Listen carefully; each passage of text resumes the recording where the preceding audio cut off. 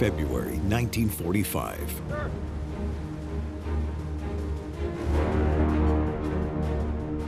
While an American submarine commander works to calculate the perfect solution to sink an enemy submarine, it dives, and he has no way to track it. Out of sight, it could now be coming for them. It's almost a game of blind man's bluff, and everybody's got torpedoes.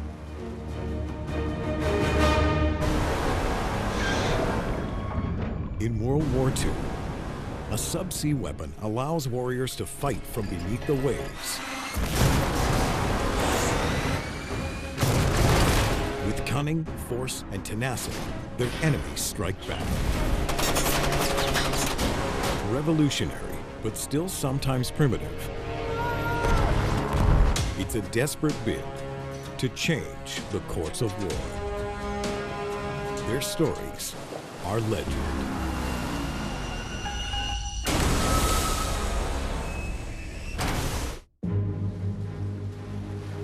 October 19th, 1944. The Flores Sea, around the Indonesian archipelago.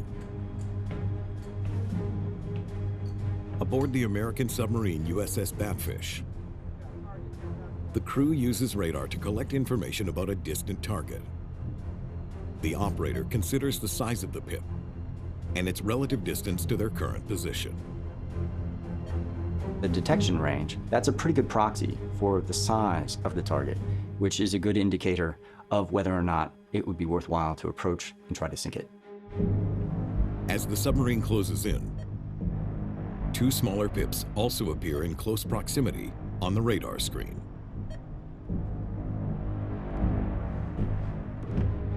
The three ships sail east at an estimated 9.5 knots.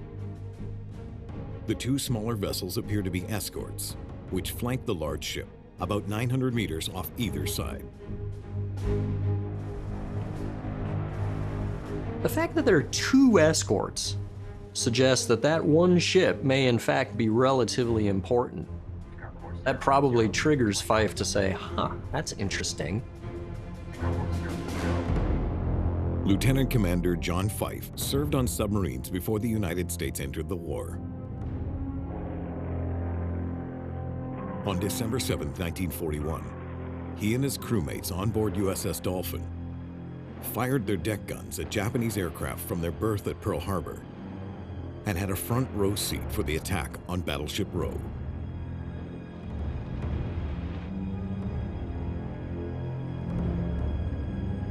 This experience forged a fierce determination. Fife was more of the up-and-coming, more aggressive skippers. He was executive officer in the USS Sandlance, and they sunk several ships outside of Tokyo Bay. He had that mentality that we're going to do what we need to do, and we're going to sink Japanese ships. Now, USS Batfish creeps toward its target at 4 knots. A little more than 4 kilometers out, the target becomes visible from the submarine. Its large silhouette is consistent with that of a cargo ship or a fuel tanker.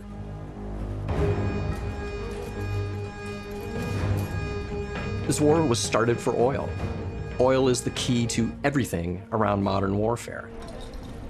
The Japanese have got to have it, or their war machine stops working. And so that makes a tanker an extremely high priority target. As Batfish hunts in the waters of Indonesia during its 5th war patrol, the goal is to disrupt the Japanese transport of fuel and other goods via networks of shipping lanes. If you look at the trade routes within the Japanese Empire, you'll see that they're mostly north to south. They're running south from the home islands down to places like Java and Borneo where the petrochemicals are to be had. That's where the tanker traffic is located. And that means that if there are any submarines in there, it's a knife at the jugular for all of the oil that's going back to the home islands. Once at a range of nearly 2,400 meters, and convinced of the importance of his target, John Fife plans to commit 6 torpedoes to sink the tanker. Unsure of how much of the ship's hull rides below the surface, Fife sets 3 torpedoes to run at a depth of 120 centimeters and 3 more for a depth of 180 centimeters. Thought it was a tanker. He wanted to cover the depth range in order to make sure he hit it. He thinks he has the perfect setup.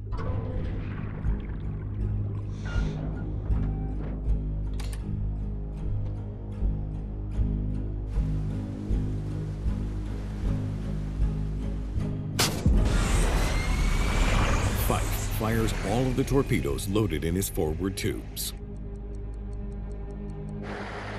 Each appears to run true, but the sea remains quiet and dark. Captain Fife is confused. He can't understand why the torpedoes did not hit. He had them hot, straight, and normal. They weren't running erratic. They didn't broach. Fife observes that the vessel appears to ride high in the water.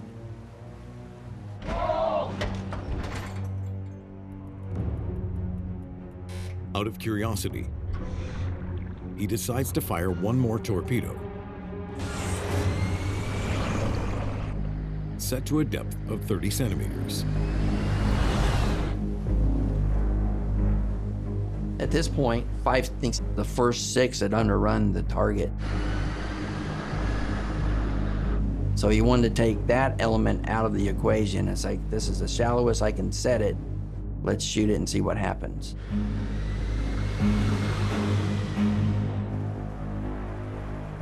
But again, he fails to hit his mark. When the second attack misses the target, he's mad enough to chew nails. He can't figure out what's going on. Fife orders the submarine to keep pace with the ship. He will try again in the morning. So he's gonna go to his bunk and sleep it off for a few hours and see if maybe some rest will help clear his head.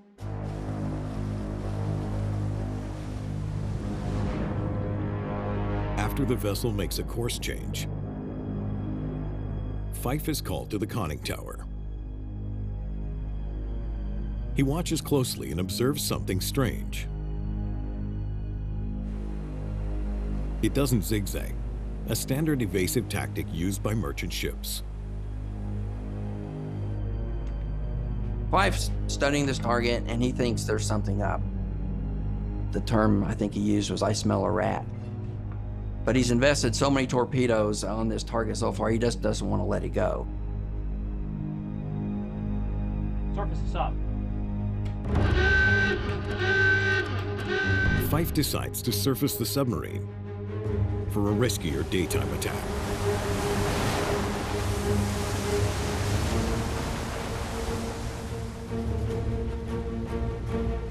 He's motivated.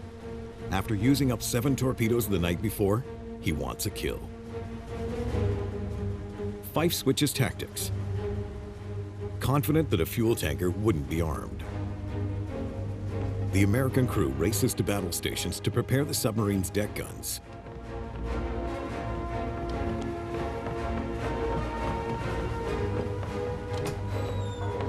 Ammunition at the ready when the unexpected happens. The Japanese ship alters course.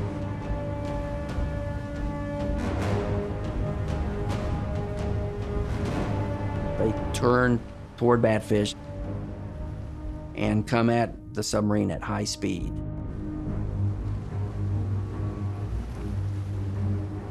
The Americans quickly realize this isn't a tanker. It's a sucker play. It is a ship that looks like it is an innocent, unarmed vessel, but it actually has a lot of guns on it, in some cases depth charges.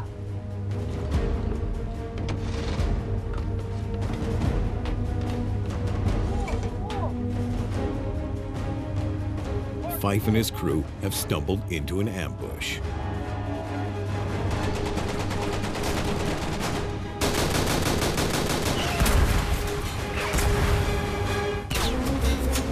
On the morning of October 20th, 1944, the American submarine USS Batfish comes under attack from a vessel called a Kyushu. A Q-ship is a deception, and it is trying to lure that submarine in close enough, and hopefully on the surface, then all of a sudden drop my panels and open up with my guns on it and put that submarine out of business. The British were the first to experiment with Q-ships in World War I to dupe German U-boat commanders. The Q stands for Queen. Along with the concealed weapons, it's loaded with buoyant cargo to make them less vulnerable to torpedo strikes. One of the things that a Q-ship has is passive defenses. You'll see that they'll fill the holds with barrels, empty barrels, to give it as much flotation value as possible, which helps the ship sit high in the water and further thwart the submarine commander. And so he's going to be setting his torpedoes for a depth that he thinks is reasonable for a burdened tanker, and they're going to go right under the ship.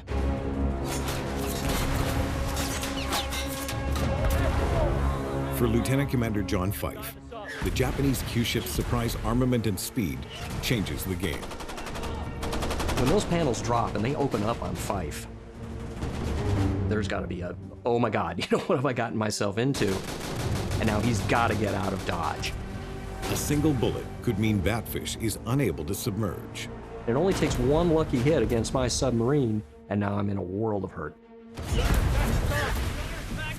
But their timing must be right. Fife knows that his speed will be much slower below the surface.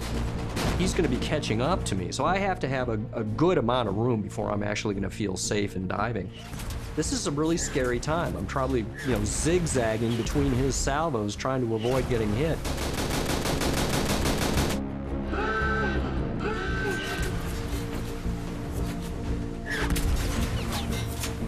Fife finally yields, and Batfish dives in just 28 seconds.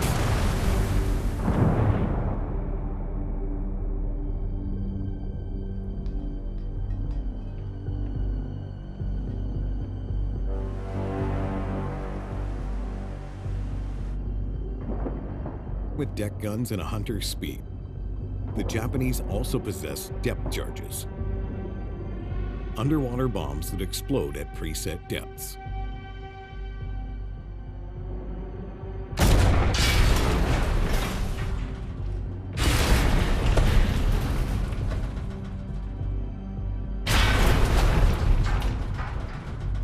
Being on a submerged submarine during a depth charge attack has to be one of the worst things you can probably go through.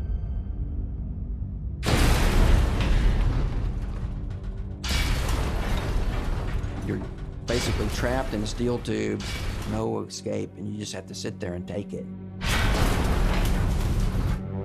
Batfish goes deeper. Submerged, its top speed is only around 9 knots, but usually much less to conserve battery power.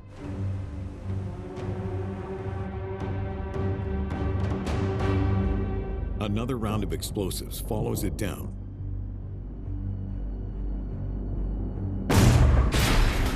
And detonates even closer than the salvo before.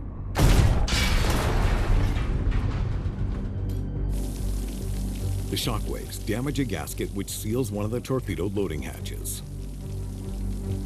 Water begins to stream in.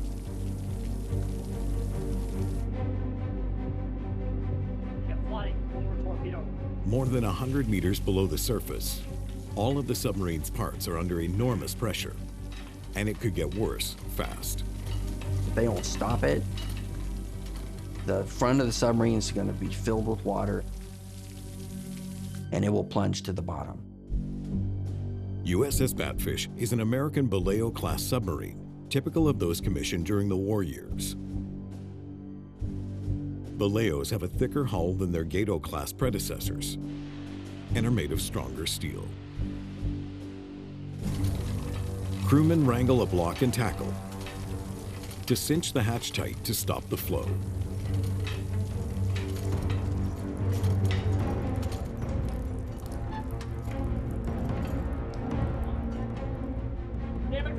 But in the control room, the dive team also grapples with a problem.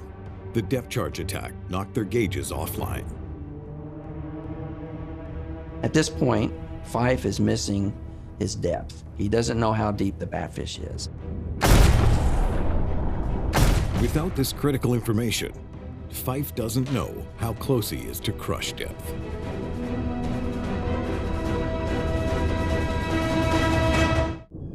On board the American submarine USS Batfish, Lieutenant Commander John Fife faces two different threats. As they go deeper, the metal of the submarine creaks and groans, and the external water pressure builds.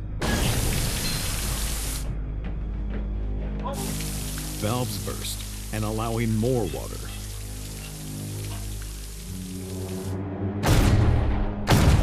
While above them, depth charges continue to explode. He has to maintain a position of strength and that he's in control, and no problem is too big for him. Fife calls off the dive.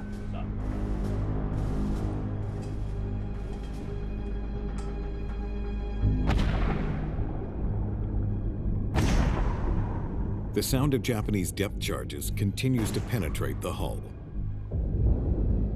But they can't guess how deep relative to their own position. The crew remains silent. Any noise could allow enemy ships to home in on Batfish's location.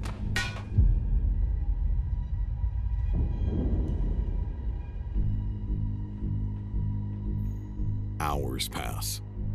The air becomes clammy and smells of stress and fear. The oxygen within the submarine is consumed.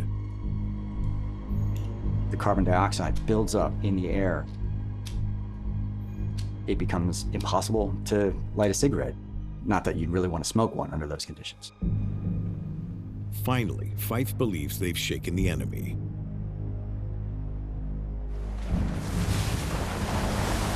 USS Batfish creeps back to the surface.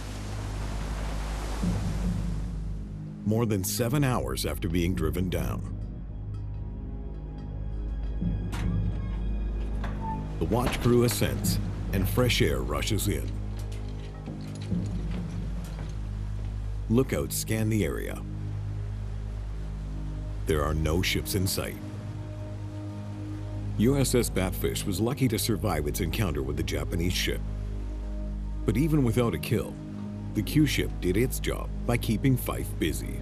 And so in that sense, this Q ship is absolutely doing its job perfectly. It is suckering this guy in and making him expend torpedoes to absolutely no effect.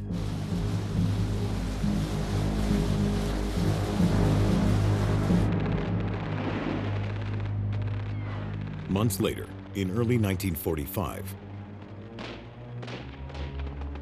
American forces fight to retake the Philippines after General Douglas MacArthur's humiliating defeat and expulsion nearly 3 years before.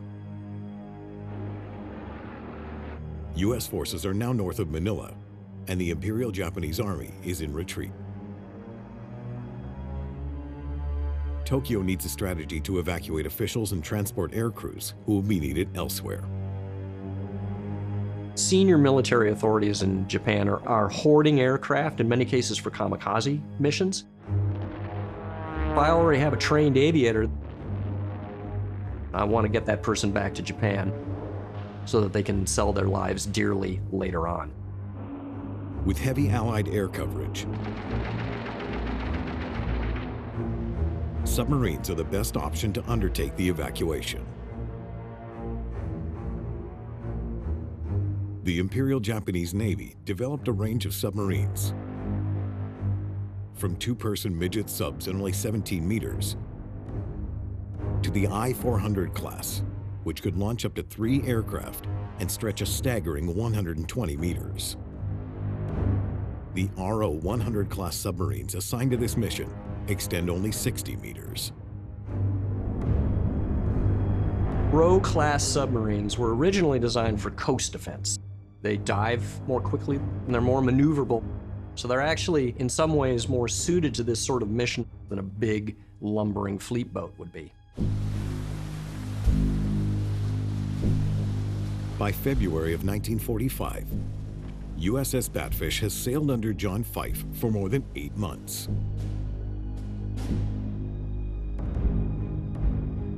On its 6th war patrol, Batfish joins other American submarines to prowl the waters between the Philippines and the island of Formosa.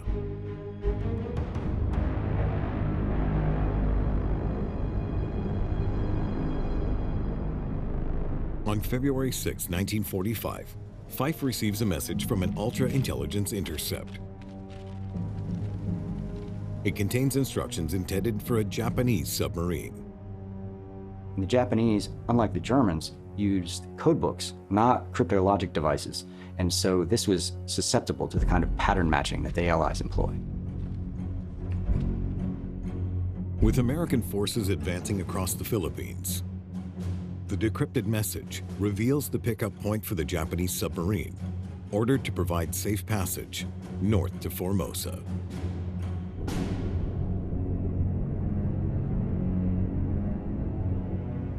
Along with the potential VIP passengers, some believe these submarines will also carry valuable cargo. There's all sorts of rumors going around. There was gold and other precious artifacts that the Japanese were trying to bring home.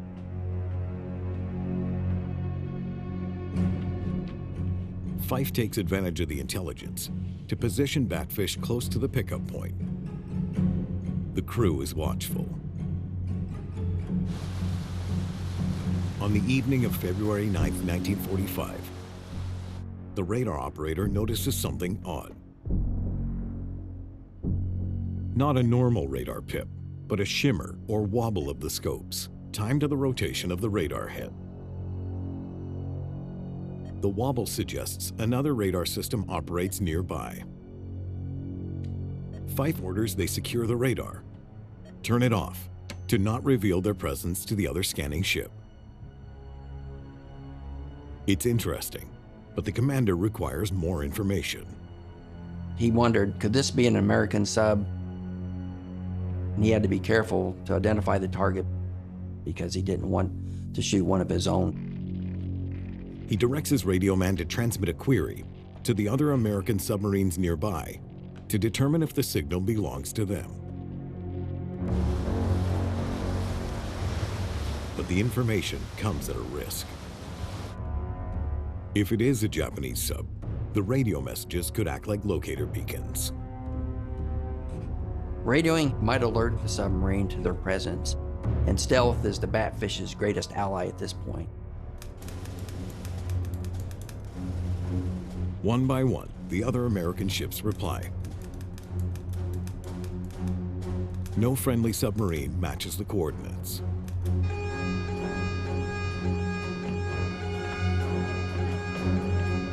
The failure to identify the source sets off a record-breaking hunt.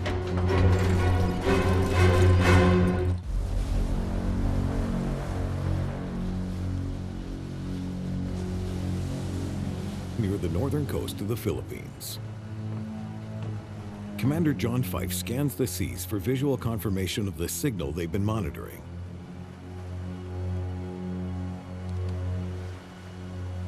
But discerns nothing in the darkness. His past experience would make him wary. It's got to be fresh in his mind about the Q ship from the last patrol. So he's wondering, is this another trap I'm walking into? They continue to monitor the radar return from the target, but also pick up the sound of propellers. Batfish speeds up to track their target when the contact makes a sudden course change. Any sort of anomaly like that is going to trigger Fife's warning receiver, if you will, to think, yeah, something could be up here. Right full rudder, all ahead flank. But Fife believes he hasn't been seen. With no visible moon, the overcast sky cloaks his submarine. Now using regular readings from the radar, they estimate a speed and range. The target is approximately 1,700 meters away. Batfish's torpedo data computer calculates a firing solution. Fire one. Fife orders a quick attack. They fire 4 torpedoes. He has no idea how low the target sits in the water, or what it is exactly. Fife doesn't know 100% if this is a surface ship or a submarine. So he sets his spread and sets his depth to cover both bases, ship or sub. Seconds turn to minutes. There's no sign of a hit. 8 minutes later, the bridge crew hears far-off explosions they assume are end-of-run detonations. They missed with those 4 torpedoes. At this point, Fife is frustrated. He wants to sink this really bad. Fife suspects their calculations were off. He consults the crew. With updated information, they figure out the contact's estimated speed is 14, not 12 knots. It's kind of like using a calculator. 3 times 3 is 9, but if you enter 3 times 2, you won't get the right answer. They monitor the target for a reaction. But it maintains the same speed and course, despite the explosions. Normally, a ship would try to take some type of evasive action. They just kept on going, same speed, same direction, no zigzag. Fife decides to close in on the enemy's coordinates while they reload the bow torpedo tubes to try again. Before they launch another attack, He wants to get close enough to visually identify the target. This will give him an estimate of the length, the speed, and the range to the target so he can enter those new values into the torpedo data computer to ensure a hit. near midnight, the bridge crew sights a dark shape just above the waves. At a range of about 1,400 meters, the commander gets his first look at the enemy submarine. Fife has got to be thinking to himself, you know, this is a whole different type of engagement, and now I'm up against an opponent that is really very much like me. Knowing that Japanese submarines are armed with torpedoes and deck guns, just like their American rivals, Fife prepares for the worst and clears the bridge. He'll remain alone on Batfish's deck to cut the time required for an emergency dive if the attack goes wrong. Fife has got to be very, very wary because he never knows whether or not he is now being actively hunted as well.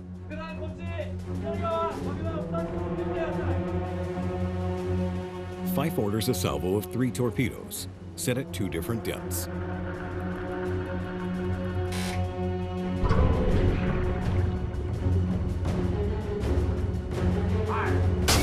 Immediately after they fire the first, there's something wrong. Hot run, hot run, hot run! The torpedo has failed to launch and might have begun a countdown to detonation. The torpedo is lodged in the torpedo tube. I mean, that's a recipe for disaster.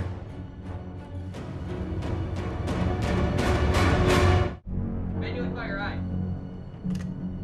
In the forward torpedo room of USS Batfish, the crew has a serious problem. They've fired a torpedo, but it hasn't left the submarine. It's impossible to know for sure if it's armed.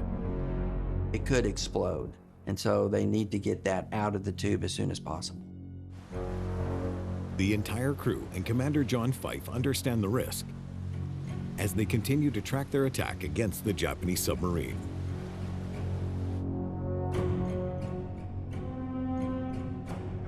With the torpedo still stuck, non-essential submariners evacuate the forward torpedo room and seal off the watertight hatches.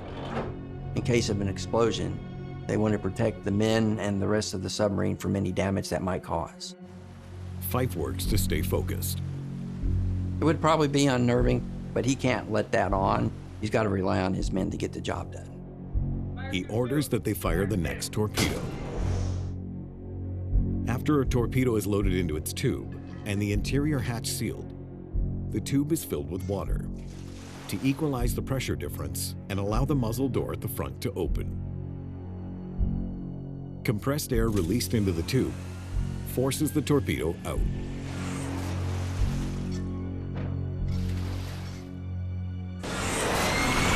Fortunately, the second torpedo leaves the tubes without incident. Rather than continuing to relaunch the first torpedo, they try to nudge it back into the tube, so the front door can close and they can build up enough pressure to fully launch it. The danger is hitting the nose of the torpedo with the door. The force could set it off. I think they would be scared, and they've isolated from the rest of the crew with the risk that they could die at any moment. Finally, the torpedo slides back in and the door closes. Ready to fire, ready to fire. They try to fire it again. Fire. This time, the torpedo ejects from the tube. Fire 3. Then they launch the third torpedo of the salvo. Topside, Commander Fife rests his hopes on the two properly fired torpedoes, which race towards the Japanese submarine. Just after midnight, Fife sees a massive explosion. The enemy submarine no longer poses a threat. Fife's bridge crew reemerges to take in the scene. It's an unusual achievement. Of approximately 1,300 submarines sunk in World War II, only 6% were sunk by another submersible. Fife believed it was a Japanese I-class sub. There's not much left of it to identify. So for this submarine in particular, there were so many different theories on which one it is. Japanese records weren't conclusive, but the radar return Batfish detected is a clue. One of the key things I found was that certain submarines had air search radar, and one of them was the RO-100 class submarines. So it couldn't have been an RO-55 or an I boat. Because of their stealth, navies often lost track of their subsea vessels. I used a process of elimination to determine which ones could not have been there. They were sunk previously, they were on assignment somewhere else. I believe that on February 10th, Batfish sank the RO-115. That was the only R-100 class submarine in the area at that time. The next morning, Batfish still lurks at periscope depth, hoping to return to the surface and investigate the scene further. But just before 10 a.m., Fife's sweep reveals a cluster of U.S. Navy planes. Spotting an American aircraft overhead can be a good thing and a bad thing. Good is that you have air cover. The bad thing is that these American pilots could mistake an American sub for a Japanese sub and then attack it. While Fife continues his observations, his sound operator reports a loud splash and the rotations of a propeller. The evidence indicates it's a torpedo drop from one of their own planes, targeting them. Down periscope. Take our planes 15. Throw out the ballast tanks. Aviators are not particularly well known for being discriminating in their target selection. Sub looks like a sub looks like a sub. To evade friendly fire, Batfish goes deeper. At around 30 meters, the crew listens in silence. They don't know whether it's a homing torpedo that can circle back to follow Batfish down.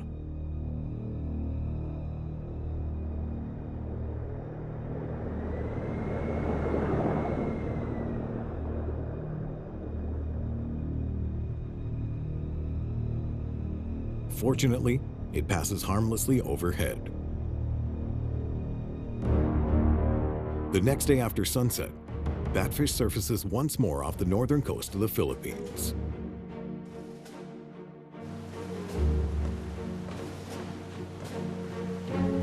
Almost immediately, they pick up a radar signature like the one before.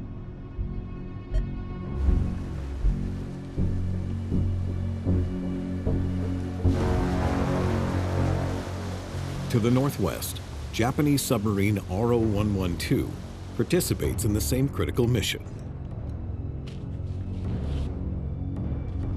assigned to evacuate dignitaries and stranded pilots from the Philippines.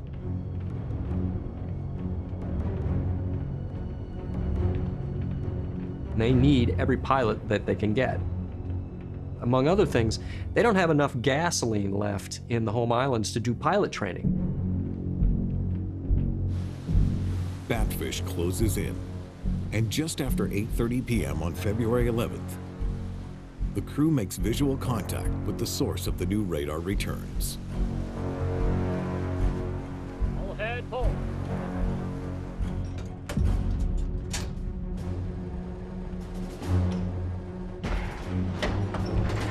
At a range of about 1,200 meters from the target, Fife begins his calculations. He takes his time to obtain a perfect solution, just to make sure. When he's ready to fire,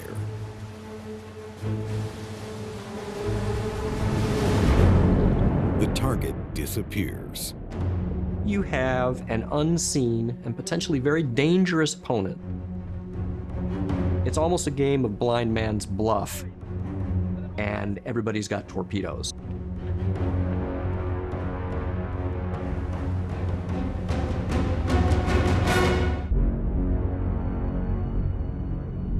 When the submarine the USS Batfish had been tracking dives, Commander John Fife regrets that he didn't take a quicker shot. Instead, he's put his own submarine at risk. Fife is worried that he might have been spotted and that that Japanese submarine is now making an approach on him. But then, Batfish's hydrophone operator reports a swishing noise. It's the distinct sound of submarine ballast tanks being blown. When the Japanese submarine surfaces, it maintains its same speed and course. This suggests that Fife may still possess the element of surprise. A course change may indicate that the Japanese submarine is aware Batfish is out there. This tells Fife that he hasn't been spotted yet and gives him good confidence in his submarine's camouflage. But he can't be sure. So for this approach, Fife opts for a more cautious strategy. The commander will stalk his prey with the American sub mostly below the surface, in a position known as radar depth. Radar depth, he's a little deeper in the water, which reduces his silhouette. He is underwater, so he's at his stealthiest. But he also has one of his best sensors, his radar set, above the water. It almost gives Fife, in a way, sort of the best of both worlds. Range and bearing readings indicate that the target has increased its speed by 5 knots. Fife must make his move.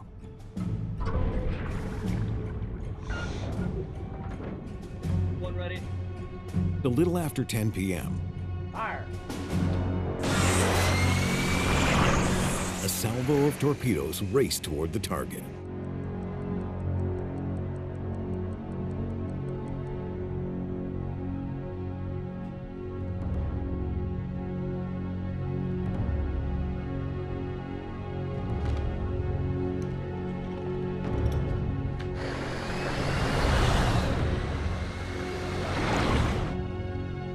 Less than a minute later, the first torpedo strikes true.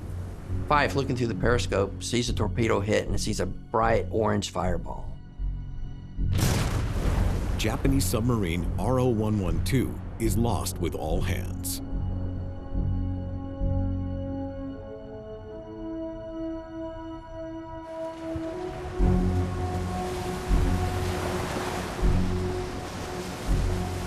Days later, the same radar interference reveals the presence of another submarine to the crew of Batfish. So after sending 2 Japanese submarines to the depths, USS Batfish attacks and destroys a third, RO-113. A feat unmatched by any American submarine during the war. They wait for morning to scan the seas for any evidence from the lost enemy sub.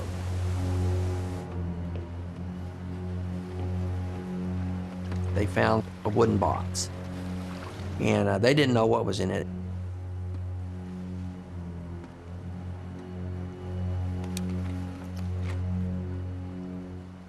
The men discover proof of RO-113's track before its encounter with batfish, humanizing their Japanese counterparts.